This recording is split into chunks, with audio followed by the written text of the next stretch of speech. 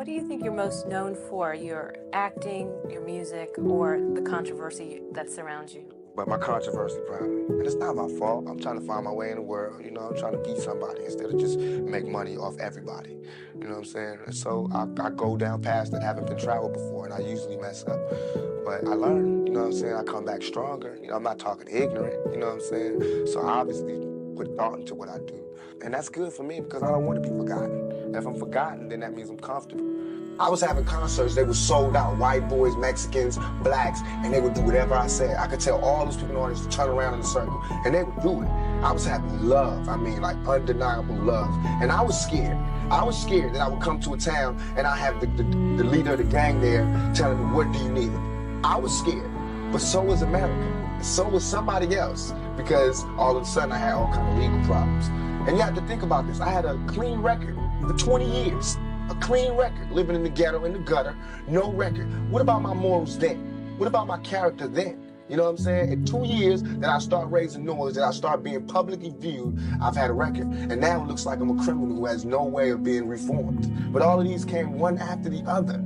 First, I was like, I'm not going to jail. I was like, if they try to come get me for something I didn't do, I'm gonna open fire. You know what I'm saying? But I can't do that because it's not just me anymore. You know what I'm saying? That's what they expect. If I have to, if God sees it fit for me to spend time in a cell, if he wants my brain to be inside of a cage, if he's brought me so far from hell to put me here, and now he wants me to go to jail, I'll go.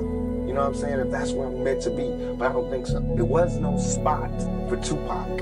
It's not like there was somebody like me before, and I moved into the spot so I can ask him how he did it. You know what I'm saying? There was no spot here. Nobody wanted to be, the person that thugs in the street who go around and around. Nobody wanted to be that. So when I was that, I couldn't handle it. You know what I'm saying? I could handle it, but not right way. Of course, I had problems. I was making mistakes that anybody would make when you have 14,000 people ready to do whatever you want. You know what I'm saying? When you have all over the country people waiting to hear what you want to do.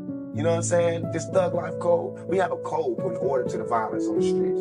And when they all listening to you, I got people in the penitentiary, you know what I'm saying, big time OG criminals who are calling me, telling me they want me to lead their movement. I mean, I'm gonna have a problem, you know what I'm saying? I'm gonna have a small identity crisis here, you know what I'm saying? Because, like I said, I was from a single father, a single mother with no father, no male figure. Now I got every man in America who wants to take an order from me, you know what I'm saying? Who wants to know what I want to do, or, what's my plan for young black men? It's like being the last person alive, you know what I'm saying? After 3 days, you can't do anything. What can I do? Where can I go?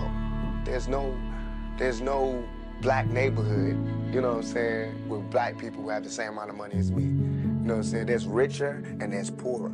There's no just, did a movie, got a little bit of money, living okay, black neighborhood. I have to be in a white neighborhood, so I don't fit in. That's hell. It's hell when you can't be around your peers. All my life I grew up around black people, poor people, but I can't live around poor people now because they'll rob me. And why would they rob me? Because they're starving, because there's no money here.